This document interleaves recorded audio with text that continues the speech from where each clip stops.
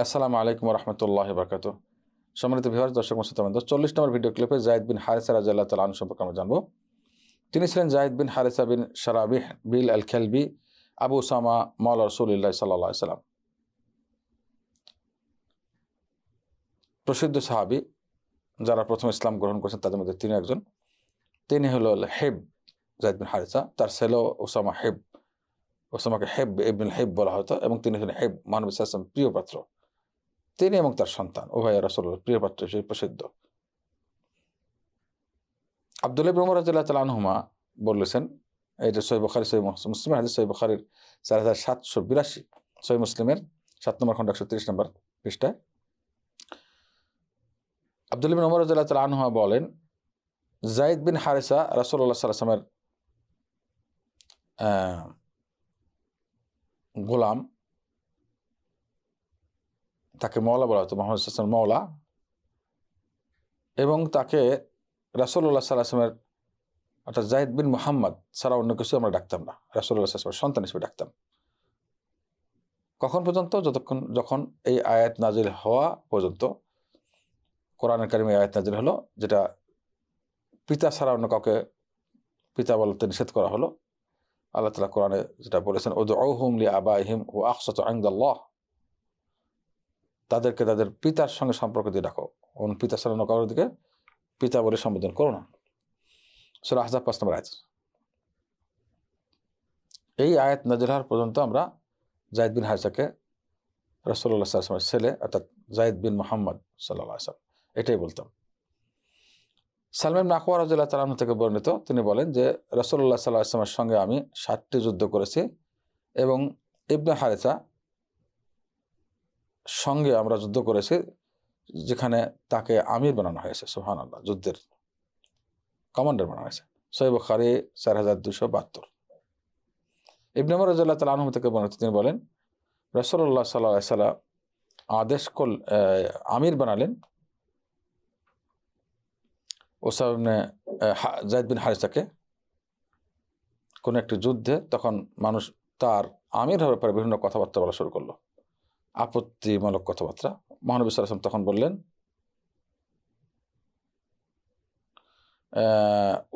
ওসামাকে, আমি আবার বলছি, রাসূলুল্লাহ সাল্লাল্লাহু আলাইহি ওসামাম ইবনে যায়েদ বিন হারিসা, ওসামাকে আমির বানালেন কোন একটি যুদ্ধে। তখন মানুষজন তার আমির হওয়ার ব্যাপারে বিভিন্ন রকম কথাবার্তা বলা শুরু করলো, কারণ দাস ছিল তার পিতা, দাস মুক্ত হয়েছে, তার ছেলে এই হিসেবে। মহানবী সাল্লাল্লাহু আলাইহি ওয়াসাল্লাম তখন বললেন যে তোমরা তার ব্যাপারে কথা বলছো, তার আমির হওয়ার ব্যাপারে। এর আগেও তার পিতার ব্যাপারে বিভিন্ন কথাবার্তা বলেছো তোমরা তার আগে। এরপর মহানবী সাল্লাল্লাহু আলাইহি ওয়াসাল্লাম আল্লাহর কসম করলেন, আল্লাহর কসম, তিনি অর্থাৎ তার পিতা আমির হওয়ার জন্য কি ছিল? যোগ্য ছিল, কোনো সন্দেহ নেই। এবং আমার কাছে সবচেয়ে প্রিয় মানুষ ছিল, এবং তার সন্তান ওসামা এও তারপরে আমার কাছে সবচেয়ে প্রিয় মানুষ। তার পিতা আমার কাছে সবচেয়ে প্রিয় মানুষ ছিল, সবচেয়ে প্রিয় মানুষদের মধ্যে অন্যতম ছিল, এবং এও অর্থাৎ ওসামাও আমার কাছে তারপরে সবচেয়ে প্রিয় মানুষদের অন্যতম। আল্লাহু আকবার। অন্যতম, মানে যারা খুবই প্রিয় তাদের মধ্যে একজন। যায়েদ বিন হারিসা রাদিয়াল্লাহু তাআলা শহীদ হন মওতার যুদ্ধে রাসূলুল্লাহ সাল্লাল্লাহু আলাইহি ওয়াসাল্লামের জীবনে, যে যুদ্ধটি হয়েছিল ইতালির সঙ্গে, রোমবাসীর সঙ্গে, ইটালিয়ানদের সঙ্গে। সেই যুদ্ধে তিনি শহীদ হন 55 বছর বয়সে। হাফিজ ইবনে আসকালানী ইসাবা কিতাবে উল্লেখ করেছেন, 2 নম্বর খণ্ড 5 নম্বর 598 পৃষ্ঠা। তিনি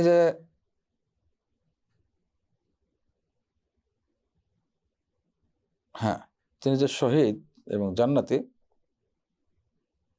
এটা আবু কতাদার লম্বা হাদিসে এসেছে তার ঘটনা। শেখ আলবানী রাহিমাহুল্লাহ আহকামুল জানাজায় উল্লেখ করেছেন এই ঘটনা, এবং হাদিসটাকে সনদটাকে হাসান বলেছেন। এই হাদিসটি ইমাম আহমদ বিন হাম্বল মুসনাদে নিয়ে আসছেন।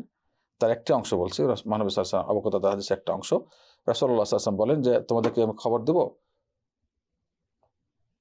তোমাদের যুদ্ধ সম্পর্কে, যারা যুদ্ধে গেছে যোদ্ধা, তারা গাজী, আল্লাহ রাসূল যুদ্ধ করতে গিয়ে দুশমনদের সম্মুখীন হয়েছে, অতঃপর যায়েদ শহীদ হয়ে গেছে। আল্লাহু আকবার, যায়েদ শহীদ হয়ে গেছে। ফাস্তাগফিরু লাহু, তার জন্য তোমরা ইস্তেগফার করো। এবং সাহাবা কেরাম সবাই তার জন্য ইস্তেগফার করলেন। তিনি শহীদ এবং জান্নাতবাসী, এটা তার প্রমাণ। আসসালামু আলাইকুম ওয়া রাহমাতুল্লাহি ওয়া বারাকাতুহু।